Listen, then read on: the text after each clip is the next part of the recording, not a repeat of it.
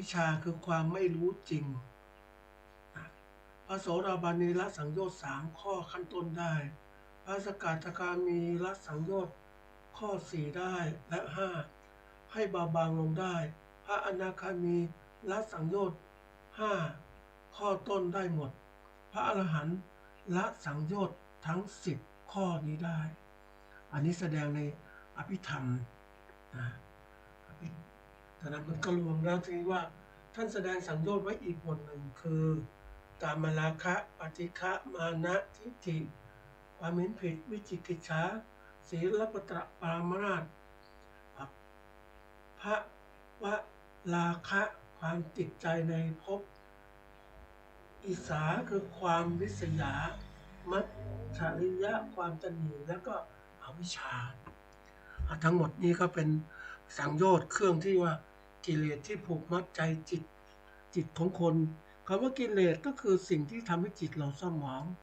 นะก็มีอยู่10 อย่างอย่างที่เสนอไว้นี่แหละทั้งสังโยชน์เบื้องต้นและสังโยชน์เบื้องสูงนะเราก็รู้จำเป็นต้องรู้นะท่านผู้ฟังรู้เพื่อที่จะอะไรเพื่อที่จะละมันแต่จะละขาดจริงๆก็ต้องลงมือปฏิบัตินะการรู้การเรียนการศึกษาเนี่ยให้เราได้รู้ได้เห็นให้เราได้คิดได้นะแล้วก็เราต้องทำคือทำความเข้าใจปฏิบัติแล้วเนี่ยมันจะเข้าถึงความจริงเลยเรียนรู้ด้วยตัวเองก็จะละได้ด้วยจิตใจของเราที่เราทำจริงจังการเรียนรู้นะถือว่าเป็นสิ่งสำคัญนะท่านผู้ฟังคนเราเนี่ยเราก็มักจะศึกษามามากแล้วฉันรู้นู่นรู้นี่ไปหมดเลยนะแต่ไม่ได้ทำสักทีท่านเปรียบเหมือนคนเรียนอภิธรรมเนี่ยก็เรียนไปรู้ช่องทางรู้กิเลสตัวนั้นตัวนี้แต่ไม่ได้ปฏิบัติไม่สามารถจะให้ผลที่เกิดขึ้นจริงได้เพราะฉะนั้นการรู้อย่างเดียวไม่พอต้องปฏิบัติให้มันรู้จริงเห็นจริงถึงละมันได้เนี่ยคือสิ่งที่ผูกมัดใจสัตว์ให้อยู่กับโลกก็คือสังโยชน์นี่แหละถ้าเราละสังโยชน์ได้นะเราก็เข้าถึงธรรมะชั้นสูงจะละได้อย่างไรเราก็ต้องลงมือปฏิบัตินั่นแหละเริ่มต้นจากเรามีทานมีศีลมีภาวนานี่แหละจะตัวที่เราทำให้เราละสังโยชน์ได้นะธรรมะที่มาฝากท่านผู้ฟังวันนี้อาจจะยาวสักนิดหนึ่งท่านผู้ฟังแต่เป็นหัวข้อที่สำคัญนะเราก็ต้องพยายามที่จะเขาเรียกว่าให้ความสำคัญมากด้วยการนำมาปฏิบัติแล้วเราจะถึงความเป็นจริงได้อย่างนี้นะวันนี้เข้าสู่ตอนที่2ของเรานะเขาเรียกว่าความเป็นมืออาชีพนะความเป็นมืออาชีพนี้ก็แน่นอนว่าเราควรจะต้องรู้นะตัวนิดนึงว่าเขาจะพูดถึงความเป็นมืออาชีพนะความเป็นมืออาชีพก็คือว่าหมายถึงการมีความรู้ความเชี่ยวชาญและมีความชำนาญเป็นพิเศษในวิชาชีพของตนสามารถปฏิบัติงานได้ตามมาตรฐานอย่างถูกวิธีและสามารถประกันคุณภาพของงานที่ทำได้รวมทั้งมีไหวพริบในการจัดการแก้ไขปัญหาได้อย่างรวดเร็วแม่นยำการทำงานอย่างจริงจังโดยทุ่มเทตั้งใจให้เกิดผลงานที่ดีที่สุดเนี่ยผลงานที่ดีที่สุดเป็นตัวบอกเลยว่าเรานั้นเป็นมืออาชีพหรือไม่นะเอาที่ยกวันนี้ตอนที่2ก็จะพูดต่อก็คือว่าการที่เรานั้นจะเป็นมืออาชีพได้อย่างไรเราจะเป็นมืออาชีพอย่างไรก็ได้กล่าวไว้แล้วแต่วันนี้เราก็มาดูตัวเราเองที่ว่าก็คือขั้นตอนของการที่ว่าเราใช้หลักการนักข่าวมาดูตัวเองแล้วก็ดูตัวเราว่าเป็นยังไงบ้างนะมันมี3อย่างก็คือว่าปกติเขามีคนพูดประจำนะคิดเป็นทำเป็นแก้ปัญหาได้นี่คือการที่ทำงานนะคิดเป็นทำเป็นแก้ปัญหาได้แต่ทีนี้มันไม่ใช่เป็นมืออาชีพท่านผู้ฟังเราเป็นมืออาชีพก็ต้องคิดเป็นทำเป็นแก้ปัญหาได้แล้วก็บรรลุความสำเร็จที่ดีเนี่ยบรรลุความสำเร็จที่ดีเราก็ใช้หลักการ4 ข้อเนี่ยมาดูที่ว่า เฮ้ยมันเรานั่นมีจุดอ่อนจุดแข็งวิกฤตโอกาสอย่างไรทำให้การบริหารงานเกษตรของเราไม่เป็นมืออาชีพมันต้องดูแล้วดูตัวเองแล้วไม่ต้องไปดูใครแล้วล่ะเราดูทุกอย่างเนี่ยเราก็ใช้หลักการนี้ประเมินดูทีนี้ข้อที่หนึ่งเนี่ยคือการคิดนี่คือการขบคิดเรื่องราวต่างๆการคิดเนี่ยมันจะมีเขาเรียกว่าวิตกวิจารณ์เนี่ยก็คิดในเรื่องที่เราจะทำมันก็จะเป็นง่ายวิตกวิจารณ์คือวิเคราะห์คิดวิเคราะห์แยกแยะคิดวิเคราะห์แยกแยะก็คิดอย่างนั้นนะกลับไปกลับมา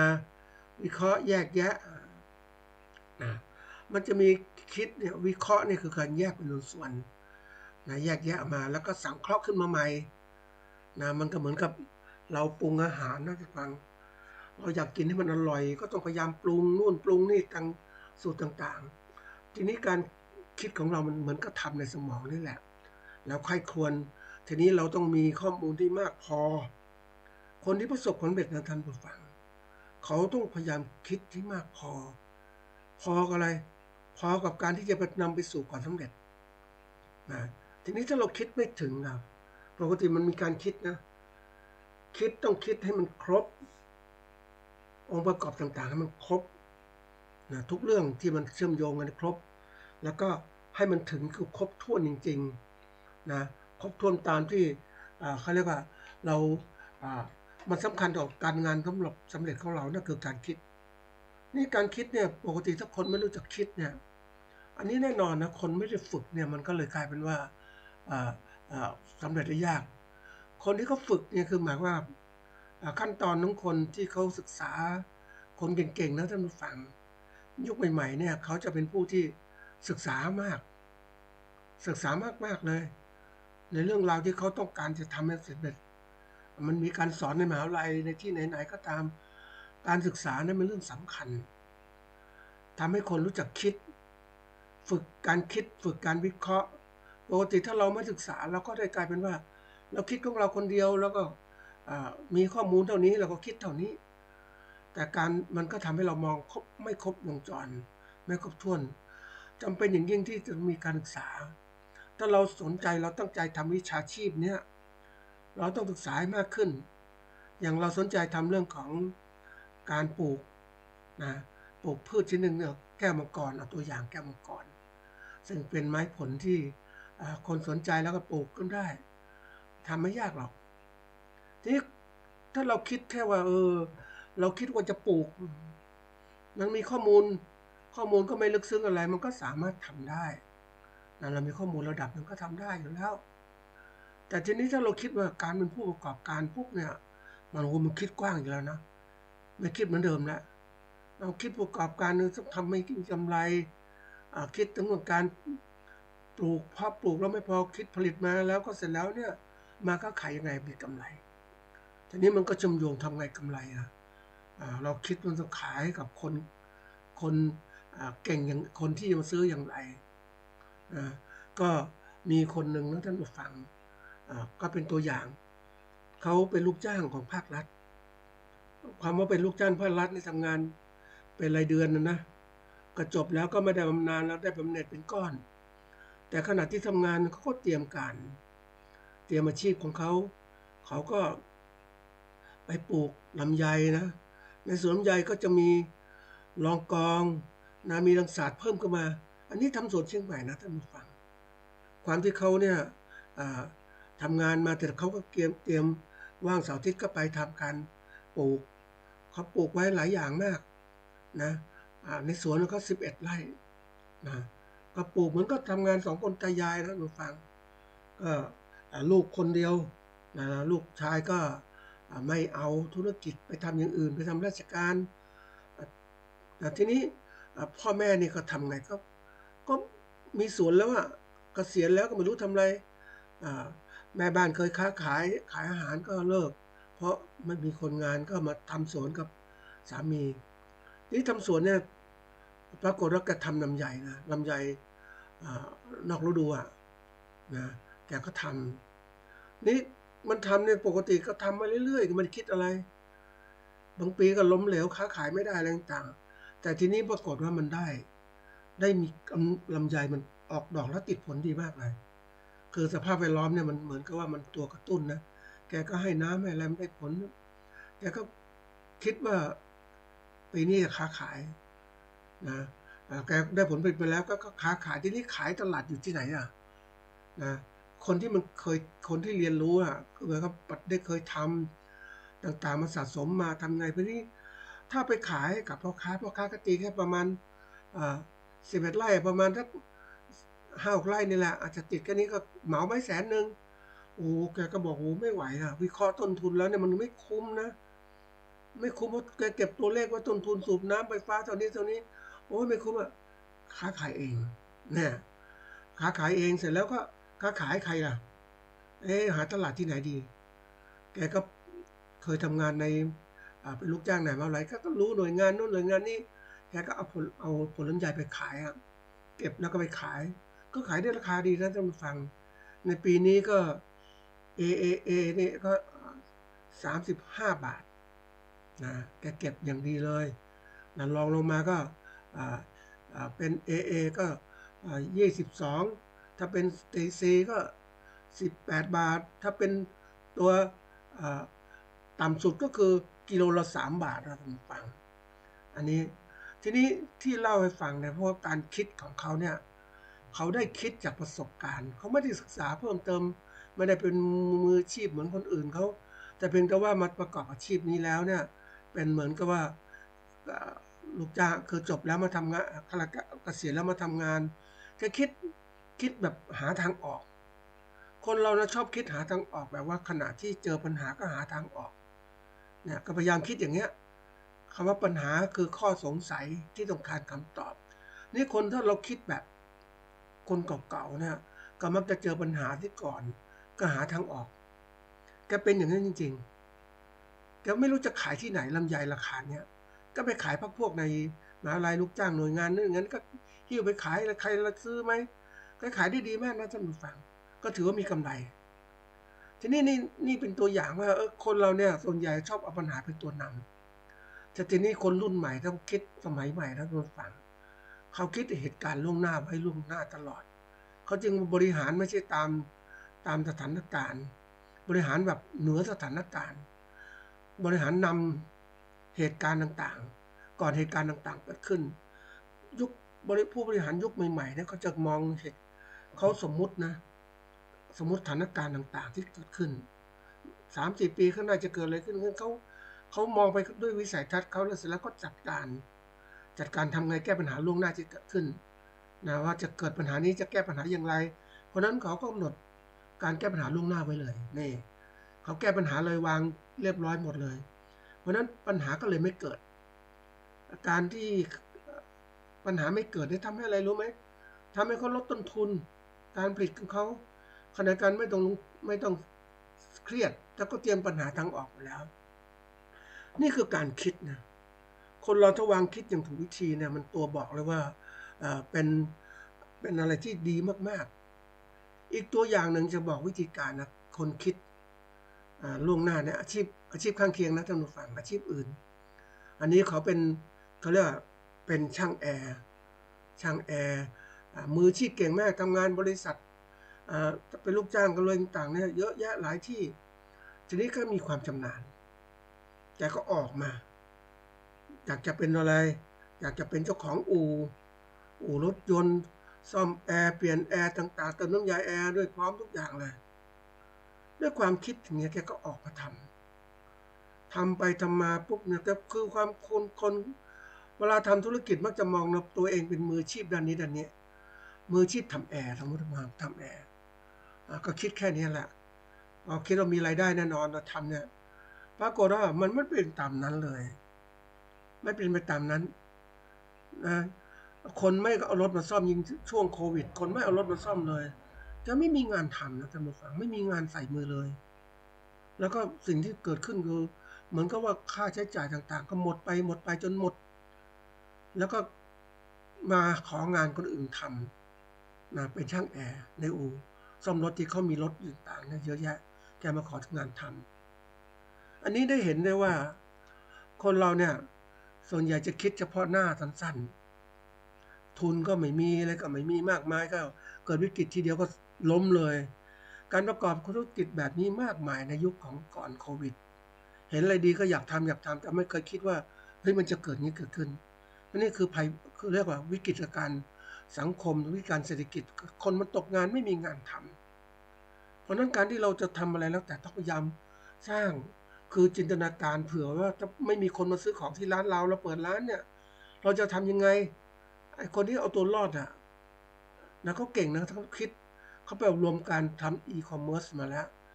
อีดิจิตอลมาร์เก็ตติ้งเตรียมการในขณะก่อนเกิดโควิดหนูเขาเตรียมการก็ศึกษาหาความรู้เริ่มทำการค้าขายแต่เมื่อวิกฤตโควิดเกิดขึ้นเขาก็ค้าขายออนไลน์ได้ตลอดเลยนะตลอดเวลาเลยเขาก็มีรายได้เพิ่มขึ้นคือเขาบอกว่าโควิดหรือไม่มีโควิดเขาก็ค้าขายได้เห็นไหมอันนี้คือการคิดการล่วงหน้าไว้เราเองนะทำคิดว่าเราคิดแค่นี้พอแล้วไม่อยากคิดแค่นี้นะท่านผู้ฟังเราคิดเผื่อไว้ด้วยเหมือนที่เราจะทำการอะไรก็แล้วแต่เรามีเป้าหมายหลักวางไว้แล้วเป้าหมายลองตามมาเราก็ทำทีละขั้นแล้วคิดอย่างถูกวิธีคิดอย่างครบวงจรไม่ใช่ว่าเราเป็นผู้ประกอบการเนี่ยเราคิดเฉพาะว่าทำได้ฝีมือดีมากเลยเราต้องดูเฮ้ยที่ดินเรามีไหมทุนมีไหมแรงงานมีไหมเรามีความสามารถการประกอบการเก่งแต่เราไม่มีทุนไม่มีที่ดินไม่มีแรงงานมันก็ไปไม่ได้ใช่ไหมเพราะฉะนั้นเราคิดอย่างผู้บริหารนะมันจะ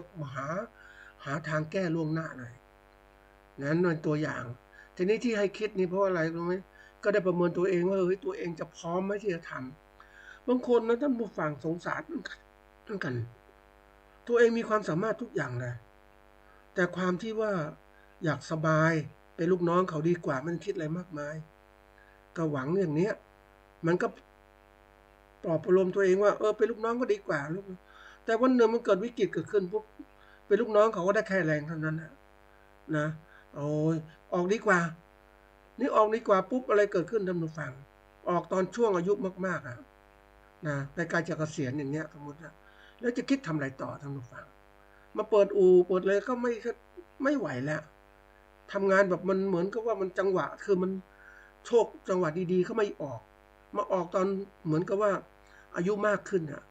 จริงๆเวลาคนตัดสินใจอะไรต่างๆต้องมีจังหวะเวลาด้วยเราคิดว่าเฮ้ยเราจะตั้งใจยังไงเหมือนคนหนึ่งบอกอันนี้เขาก็ดีนะเขาสอนลูกเขาบอกว่านะลูกถ้าลูกจบแล้วเนี่ยถ้าลูกจะเป็นอาชีพทำงานอาชีพอื่นลูกก็ได้เท่านั้นเป็นลูกน้องก็ได้เท่านั้นแต่ถ้าลูกมาทำเองต่อธุรกิจจากพ่อลูกจะเป็นไงบ้างลูกจะมีรายได้ตลอดและเป็นของตัวเองเป็นนายตัวเองต้องยอมลำบากลำบากลำบนเพื่อจะใฝ่คว้าหาความสำเร็จแต่ถ้าเราเป็นลูกจ้างคนอื่นก็ได้เท่านี้แต่นี่มันเป็นธุรกิจตัวเองเขาสอนลูกมันก็ทำจริงนะท่านฟังจนกระทั่งเขาลูกมีหลักฐานมั่นคงพอธุรกิจที่วางไว้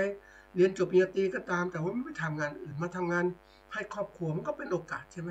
เนี่ยเราคือการเป็นมืออาชีพทำแล้วสำเร็จที่ไม่สำเร็จก็เก็บเป็นวิเคราะห์ว่าเราคิดไม่ถึงอะไรไม่ถึงเวลาคนที่เคยเล่าตรงฟังว่าเราคิดถึงสถานการณ์เนี่ย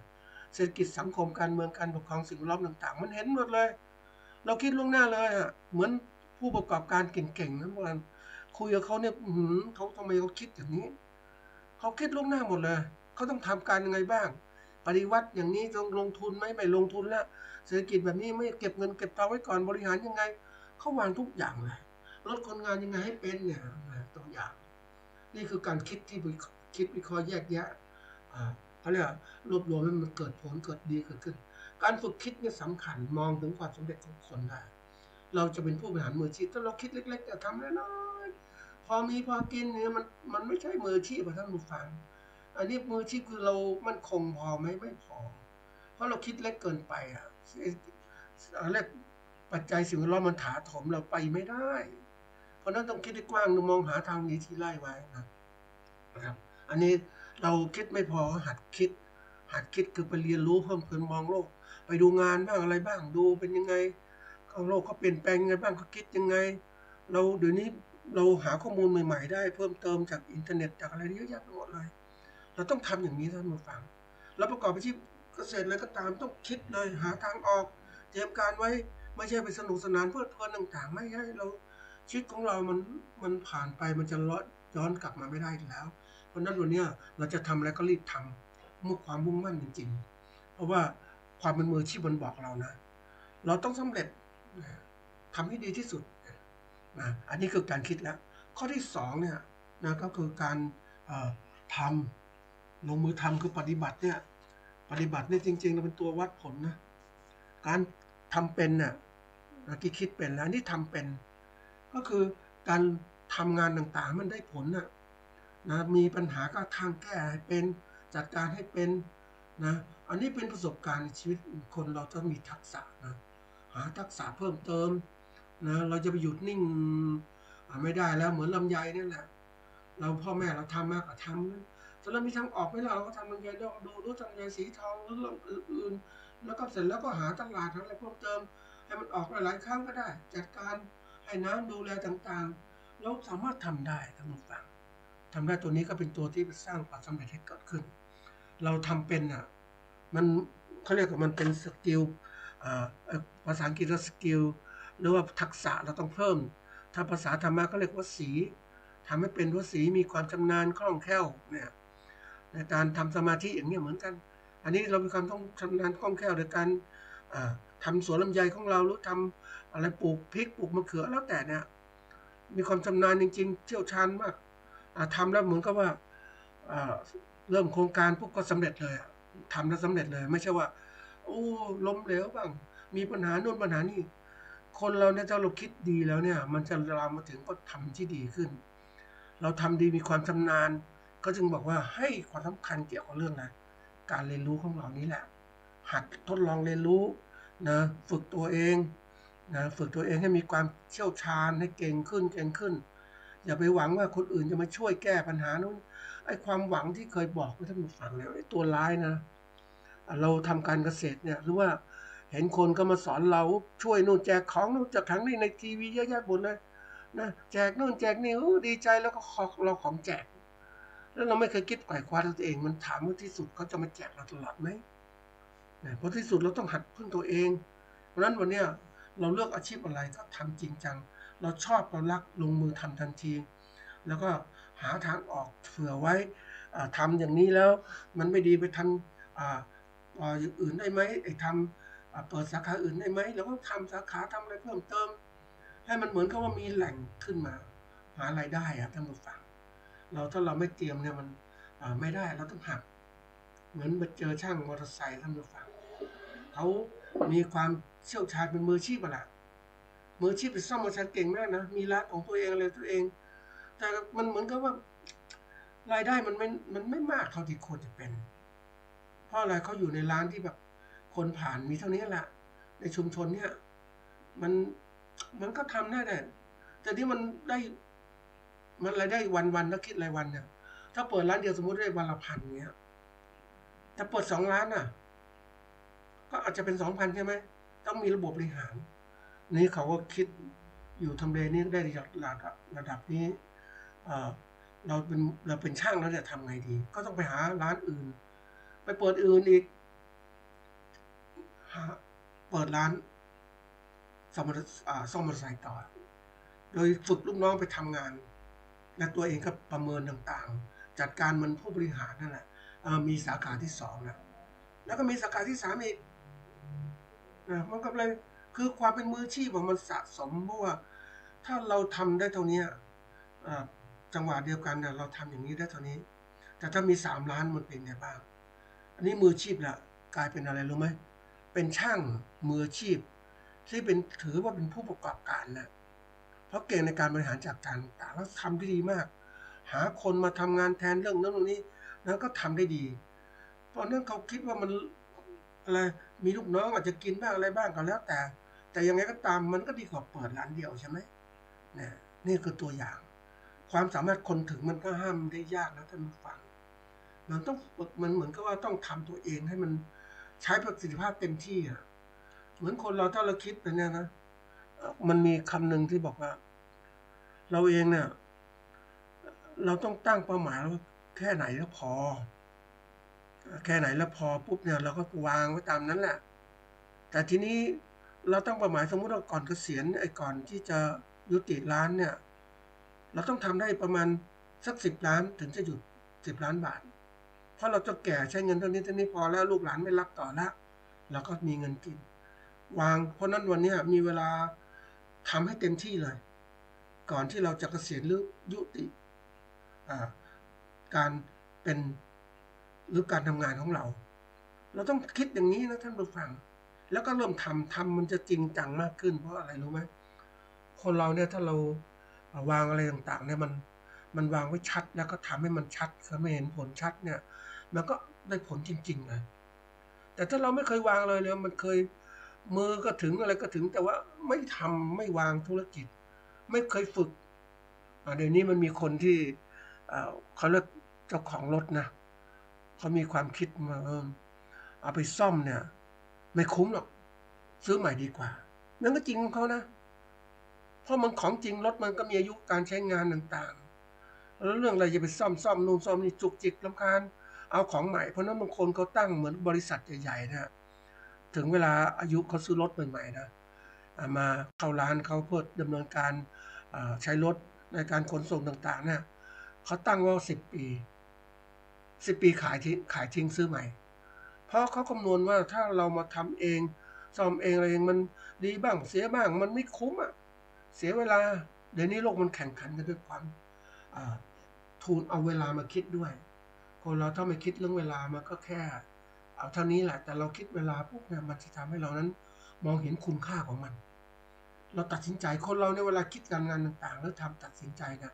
คนเรามักจะไม่คิดเอาเวลาเป็นต้นทุนไม่เป็นไรเวลามีเร็วว่าล้มผิดพลาดทำใหม่ผิดพลาดทำใหม่ไม่เคยคิดว่ามันผิดพลาดเวลามันย้อนกลับไม่ได้แล้วมันหมดเวลาไปแล้วเพราะนั้นคนที่ได้คุยกับเขาเนี่ยหรือให้ความคิดกับเขาเนี่ยกะไว้ว่ากี่ปีจะเกษียณสมมตินะเกษียณจากอาชีพตัวเองนั่นแหละเพราะนั้นเราจะเกษียณต้องมีเงินสัก10 ล้านบาทอย่างเงี้ยเพราะนั้นนี้ทำเต็มที่เลยความชำนาญต่างๆที่มีอยู่หรือความเชี่ยวชาญนะเป็นมืออาชีพนะทำเป็นอ่ะให้มันเกิดขึ้นให้เกิดประโยชน์เกิดขึ้นนั่นก็สิ่งสำคัญเราจะไปปล่อยเวลาผ่านไปเราเก่งจริงแล้วก็ทำนิดเดียวแค่นี้ก็พอแล้วเหมือนไปเจอช่างรถยนต์เนี่ยเขาเหมารถยนต์ทีละคันมาทำด้วยมือเขาเหมาช่วงต่อท่านผู้ฟังทีนี้เขาเสร็จแล้วเขาหยุดนะท่านผู้ฟังวันนี้ทำแค่นี้พอแล้วไม่เอา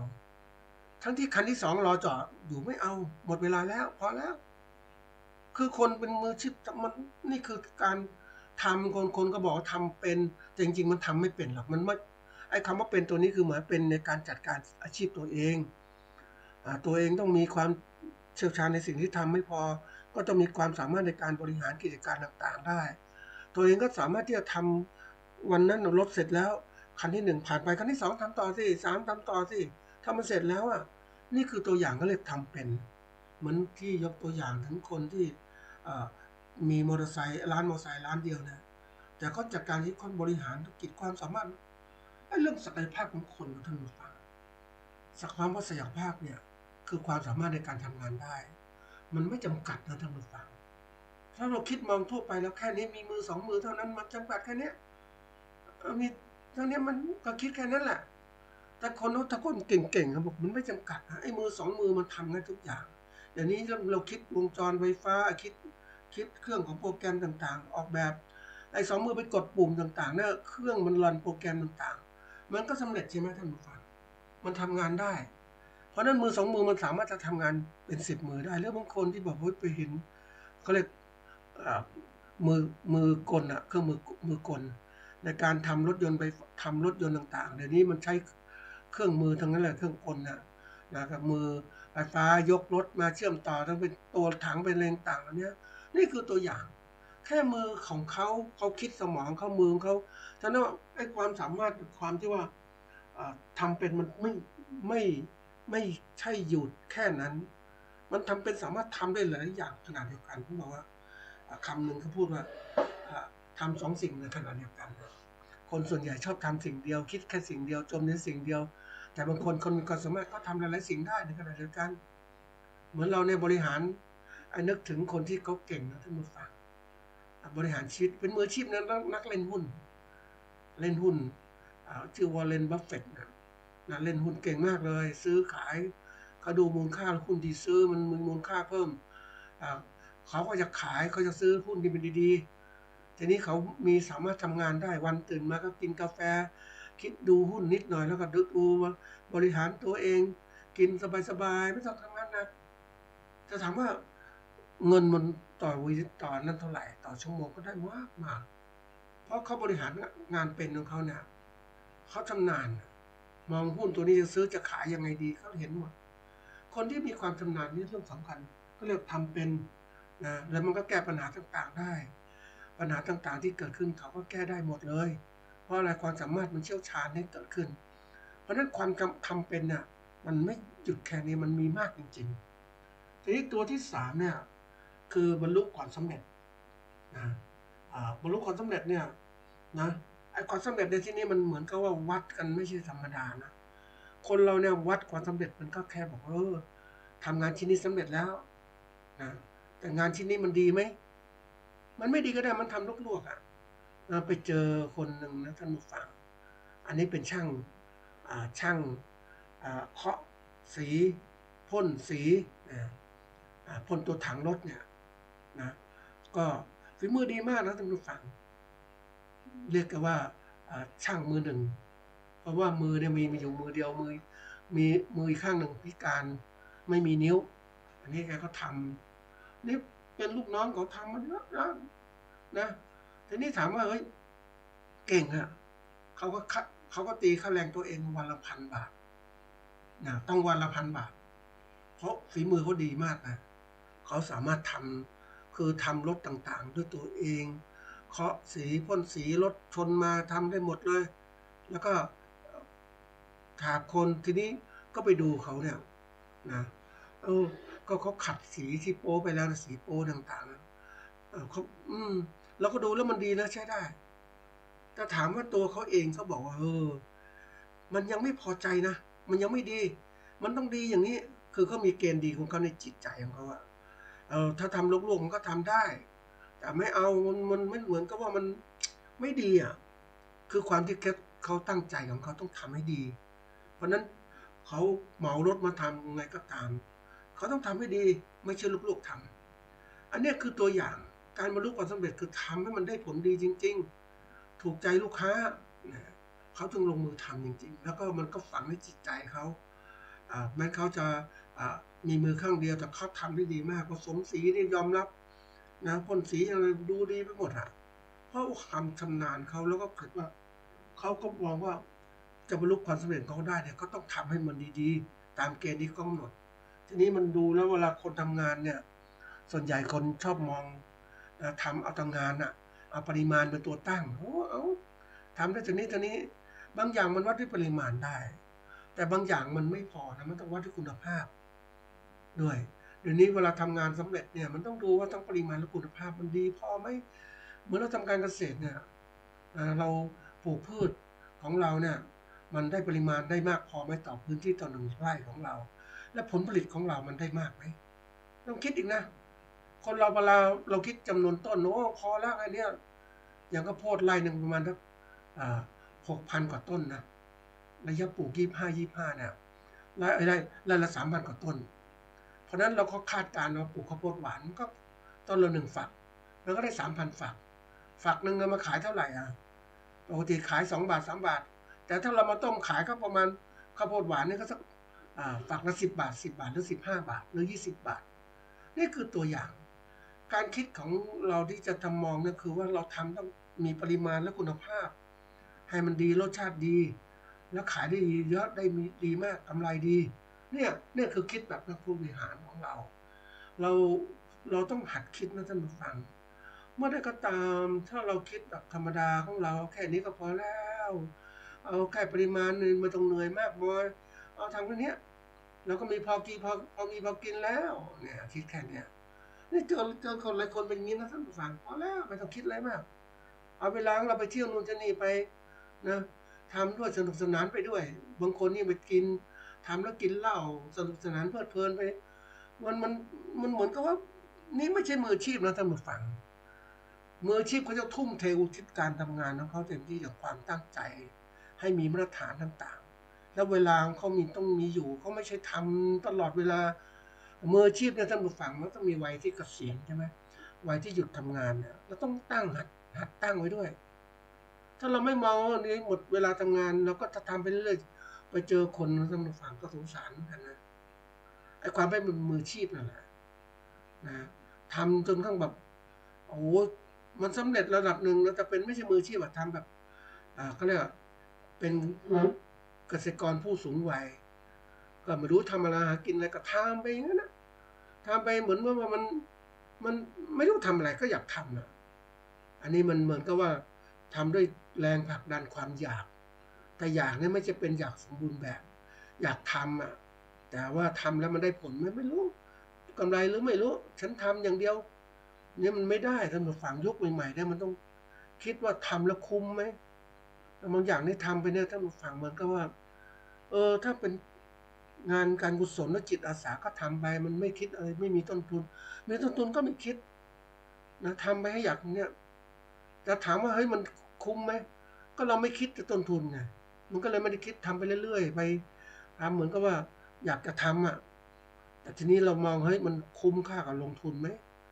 นะบางทีเราก็นึกถึงเฮ้ยบางอย่างเนี่ยสมมุติทำรายการเกษตรเพื่อชีวิตเนี่ยหวังว่าเฮ้ยให้คนได้นำความรู้หรือนำคิดไปใช้1 คนก็ยังดีถือว่าคุ้มค่ากับการที่พูดแล้วด้วยความหวังว่าให้คนได้มาคิดดูคิดสะกิดใจแล้วไปปรับปรุงตัวเองให้มันดีขึ้นอย่างไรนะเพราะว่าสถานการณ์ต่างๆข้างหน้าเนี่ยมันไม่เหมือนธรรมดานะเราเราต้องเป็นมืออาชีพจริงๆอ่ะทุกอย่างมันคัดสรรนะท่านผู้ฟังมันคัดสรรยังไงรู้ไหมธรรมชาติมันคัดสรรน่ะคนดีคนเก่งคนมีความสามารถอยู่รอดคนไม่ดีไม่เก่งก็หมดไปเหมือนเราเดินขึ้นภูเขาอะท่านผู้ฟังเราเห็นตอนแรกๆเดินดอยขึ้นไปดอยสุเทพก็ได้เป็นพันๆคนอย่างเงี้ยเราก็ดูว่าเราจะเดินถึงไหมบางคนก็ไม่ถึงนะต้องเอาเต็มที่อย่างเงี้ยเพราะวัยไม่สมควรนะวัยมันสูงไป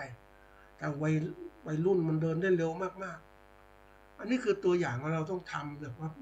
เราต้องมีเกณฑ์มาตรฐานของเราด้วยเพราะนั้นวันนี้ที่บอกว่าไอ้ความเป็นมืออาชีพเราคิดหลายอย่างนะในข้อคิดวิเคราะห์ของเราคือว่าคิดเป็นทำเป็นเนี่ยแก้ปัญหาได้บรรลุสิ่งที่สำเร็จแล้วก็ต้องประหยัดเวลามานั่งดูว่าทุกอย่างที่เราทำนั้นน่ะไอ้ความสำเร็จเนี่ยมันในประสิทธิภาพไหมประสิทธิผลไหมคุ้มทุนไหมเวลาเราทำเนี่ยถึงผู้ดำเนินการนึงชอบบอกว่าเฮ้ยเวลาทำอะไรแล้วแต่เนี่ยเราต้องตั้ง BC ratio คืออัตราส่วนระหว่างผลที่ได้รับกับสิ่งที่ลงทุนไปเนี่ยมันต้องมากกว่า1นะมากกว่า1คือว่าคุ้มอ่ะนะแต่ถ้าต่ำกว่า1เนี่ยไม่คุ้มเลยนะอันนี้ตัวอย่างวางแผนชีวิตของเราเนี่ยก็พยายามคิดถึงเรื่องเหล่านี้ด้วยคนเราเนี่ยไม่ก็คิดถึงอะไรต่างๆมากมายนะท่านฟังคือเขาคิดว่าเขาถูกฝึกมาอย่างนั้นคิดแค่นี้ถูกฝึกเท่านี้คิดแค่นี้เคยเดินตามคนญี่ปุ่นนะท่านผู้ฟังว่าทำไมเขาใช้ชีวิตแบบโอ้โหเดินกันเร็วมากชีวิตของเขาเนี่ยเดินนะยอมรับเดินเนี่ยเพราะว่าการคมนาคมขนส่งเขาใช้รถไฟฟ้าที่ออกตามเวลารถเมล์ต่างๆมันติดไปหมดอะคนมันเยอะเนี่ยก็ติดแต่เขาต้องเดินเก่งจากบ้านไปอยู่สถานีรถไฟแล้วจะเตรียมขึ้นรถเขาเดินจับมีหมวกมีร่มอะไรเต็มที่เลยยอมรับว่าเขาฝึกเดินมาตั้งแต่เด็กๆเนี่ยเพราะนั้นเขาจึงเห็นว่ามันการเดินมันแข่งขันนะถึงจุดหมายก่อนสำเร็จก่อนใช่ไหมนะทีนี้ถ้าเราไม่เคยฝึกเดินโอ้โหมันเหนื่อยเห็นไหมว่าเราเลยเดินตามสบายเนื่องจากสภาวะมันไม่มีการบีบบังคับแต่โลกยุคใหม่มันบีบบังคับทุกอย่างนะท่านผู้ฟังมันบีบบังคับเราว่าเมื่อใดก็ตามถ้าเราไม่พัฒนาตนเองนะใครจะพัฒนาเราเขาตัดคนไปไม่สนใจคนที่ไม่พัฒนาอันนี้เรื่องจริงหรือเราทำแล้วเราสอบเราเรียนแล้วเราสอบไม่ผ่านเราก็สอบตกอีกใช่ไหมเนี่ยมันคัดมันคัดอยู่ตลอดนะชีวิตของคนเรามันคัดตั้งแต่เรื่องการสอบเรียนแล้วสอบ แล้วจบแล้วก็มาสอบแข่งขันเข้าทำงานแล้วก็ทำอาชีพก็ทำอาชีพจริงจังถ้าเราทำไม่เก่งก็ถูกประเมินให้ออกบ้างอะไรบ้างหรือไปกึ่งเงินเดือนเราเราทำแล้วทำแบบเหมือนเราเกษตรเนี่ยเราทำแล้วสำเร็จมีกำไรก็ทำต่อได้ใช่ไหมแต่ถ้าไม่มีกำไรล่ะแล้วเราทำต่อได้ไงมันไม่ได้เพราะนั้นต้องหัดคิดมันโลกมันคัดสรรธรรมชาติมันคัดคนมันคัดคนไม่ต้องมีใครมาคัดมันคัดคนที่เก่งนะเหมือนผู้ประกอบการธุรกิจนะท่านผู้ฟังที่เก่งๆผู้การธุรกิจเกษตรนะที่เก่งๆที่เขาวางแผนธุรกิจของเขาเนี่ยยอมรับว่าเป็นต้นแบบของเรานะถ้าเราคิดเองไม่เป็นนะแล้วหัดดูต้นแบบของเราทำไมเขาทำตัวนี้นะเขาคิดยังไงก็เหมือนกับว่าเราต้องหัดคิดตามเขาเราคิดไม่ทันก็คิดคนที่เขาสำเร็จเขาคิดยังไงอย่างบริษัทใหญ่บริษัทหนึ่งเนี่ยเขาผลิตไก่นะตอนแรกก็เขาทำการเกษตรผลิตอาหารไก่เขาคิดอยู่แล้วอาหารไก่ก็ขายทั่วไปก็ถ้าอาหารไก่มันเหลืออะไรต่างๆมันต้องเลี้ยงเองใช่ไหมเลี้ยงเองด้วยขายด้วยมันก็คุ้มขายไม่ได้ก็เอามาเลี้ยงใส่ไก่ของตัวเองทีนี้เขาก็วางแผนว่าไก่เนี่ยขายในประเทศก็ก็ได้ส่วนหนึ่งแล้วนะแต่เวลามันเหมือนกับว่าเราทำมาเยอะเพราะฉะนั้นจำเป็นยิ่งต้องหาตลาดเผื่อไว้ข้างหน้าตลาดภายนอกประเทศในอเมริกาในต่างประเทศก็เตรียมเพราะนั้นเขาทำไก่ขายในประเทศและต่างประเทศเนี่ยเห็นไหมทำไมเขาคิดอย่างนั้นเพราะเขาหาทางออกเผื่อไว้การมองอย่างผู้บริหารมันคิดเผื่อไว้ตลอดเวลาว่าทำไม่ได้เป็นยังไงเหมือนเราเนี่ยไปไปเจอร้านอาหารนะทำไปร้านอาหารdepartment store ที่ขายสินค้าเกษตรนะเขาทำยังไงเขาซื้อสินค้าเกษตรไปเขาไปทำอาหารเขาไปขายที่ร้านเขานะซูเปอร์สโตร์เนี่ยขายทีนี้มันขายไม่หมดมันก็เริ่มจะเสียแต่ทำไงต่อก็เอาสินค้าเนี่ยมาแปรรูปมาทำอาหารเป็นอาหารสำเร็จรูปขายต่อขายต่อก็คือวันต่อวันหรือแล้วแต่สินค้าก็มีการแช่เย็นแล้วแต่ก็ทำหมดเลยก็เพื่อที่จะหาทางออกในการที่จะมีปัญหาเกิดขึ้นในอนาคตเขาก็เตรียมทางออกไว้เลยว่าถ้ามันผักมาอยู่ได้กี่วันเพราะนั้นวันสุดท้ายมันจะแย่แล้วก็รีบมาทำการปรุงใช่แล้วก็ทำอาหารกล่องไปขายที่นี่ทำไงมันขายดีก็จะมีการลดสินค้าในประเทศญี่ปุ่นเนี่ยยอมรับว่าเมื่อเขามีกำหนดเวลาเขาดีมากนะท่านผู้ฟังถ้าเราอยากกินอาหารแพงๆเนี่ยก็กินที่ขายทั่วไปเนี่ยแพงแต่กินอาหารตอนที่ลดราคาสินค้าท่านผู้ฟังตอนที่ทุกวันก็ลดประมาณ2-3 ทุ่มเนี่ยใกล้ๆจะปิดร้านเขาก็ลดราคาเลยลด50%อย่างเงี้ยซื้อ1 กล่องแถม1 กล่องเลยลดจริงๆนะนั้นคนที่เขามีรายได้น้อยเขาจะซื้อพวกนี้ไปกินรอเวลาเนี่ยเพราะว่าอาหารมันแพงนะนี่คือตัวอย่างการที่เราจะเป็นผู้บริหารต้องคิดให้รอบคอบเลยเพราะฉะนั้นการเขาเรียกผู้บริหารมืออาชีพทุกอย่างเป็นมืออาชีพหมดนะท่านผู้ฟังไม่ใช่สมัครเล่นเนาะเราอยู่กับเกษตรแล้วมืออาชีพเป็นผู้การเกษตรเราสมมติเราเลี้ยงปลาก็ทุกอย่างเกี่ยวกับปลาให้หมดเลยเราเลี้ยงปลานิลเนี่ยทุกอย่างเกี่ยวกับปลานิลทำยังไงพันยังไงเลี้ยงยังไงอาหารที่ไหนนะคิดต่อไปว่าเลี้ยงแล้วเนี่ยเราจะขายยังไงดีไปรูปก่อนไหมปลานิลสดหรือปลานิลแห้งทำยังไงแล้วขายตลาดที่ไหนขายส่งพ่อค้าหรือว่าขายปลีกขายอะไรมีหมดเลยต้องคิดไว้เผื่อไว้คือเขาเรียกคิดอย่างเป็นระบบมาคิดระบบแบบครบถ้วนนะคนบางคนบอกว่าคิดแค่นี้พอคือคนเท่าที่อ่านเท่าที่ดูคนที่เขาประสบความสำเร็จในชีวิตของเขาเนี่ยเขาคิดรอบคอบจริงๆนะคิดแล้วก็ทำสิ่งใหม่ๆเกิดขึ้นแล้วก็อะไรก็ให้สำเร็จความสำเร็จเหล่านี้เป็นตัวเขาเรียกว่ากระตุ้นการทำงานของคนที่ทำงานสำเร็จหลายๆครั้งเนี่ยมันก็เหมือนว่าทำไมสำเร็จเพราะสำเร็จครั้งแรกก็อยากทำต่อใช่ไหมพัฒนาต่อก็สำเร็จอีกก็ทำอีกแต่คนไม่สำเร็จปุ๊บมันทำแล้วมันท้อถอยนะเพราะฉะนั้นเวลาที่คนเราทำงานเขาต้องพยายามมุ่งมั่นทำให้สำเร็จจริงๆทีนี้เราเองจะเป็นผู้บริหารต้องคิดตลอดเวลาเพราะทุกอย่างเนี่ยเป็นประโยชน์โดยตรงกับเราไม่ใช่ลูกน้องเขาแต่เราเนี่ยเป็นผู้ที่ทำแล้วประโยชน์เกิดขึ้นกับเราตัวเองเราก็ต้องทำไม่ใช่ปล่อยปละละเลยเวลาผ่านไปก็ไม่ทำเวลาหมดเวลาเนี่ยสมมติเราหมดเวลาเนาะท่านผู้ฟังไปเจอคนที่หมดเวลา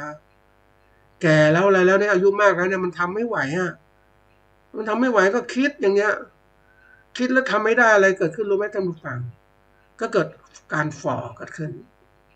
มันไม่ได้เกื้อกูลมันเหมือนกับมันคิดแล้วอะไรแล้วแต่ทำไม่ได้ก็เลิกไปมันฝ่อในจิตใจฝ่อจิตใจไม่พอมันก็ฝ่อไม้ฝ่อมื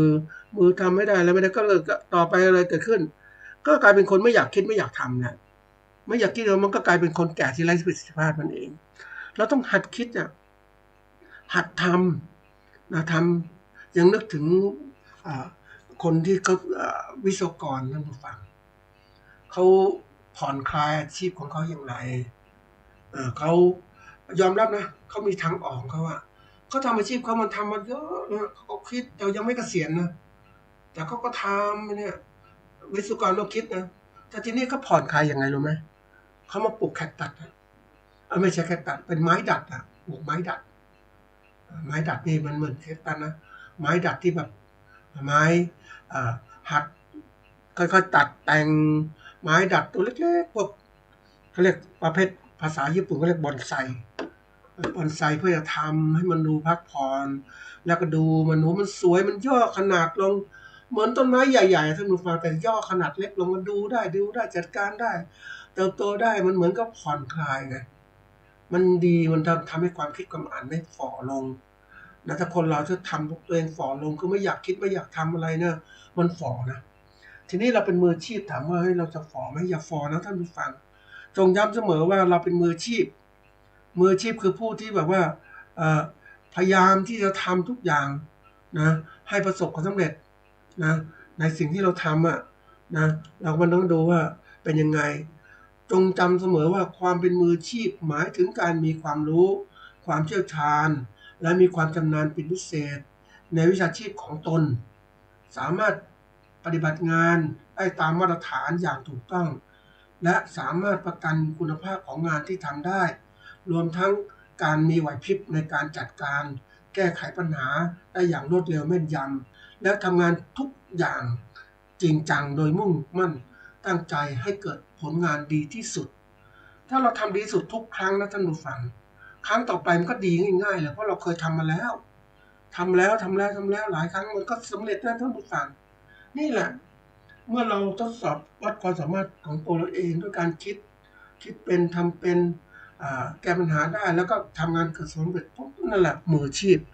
วันนี้เราอยู่อาชีพอะไรก็ตั้งอกตั้งใจทำจริงจังนะว่านั่นคือสิ่งที่ฝึกตัวเราเองเมื่อทำได้ที่หนึ่งแล้วที่สองที่สามก็จะตามมาอีกนะด้วยความคาดหวังนะก็อยากให้ท่านผู้ฟังเป็นมืออาชีพนะจะคิดอะไรก็แล้วแต่ครับเป็นมืออาชีพจริงๆครับวันนี้หมดเวลาลงแล้วสวัสดีครับ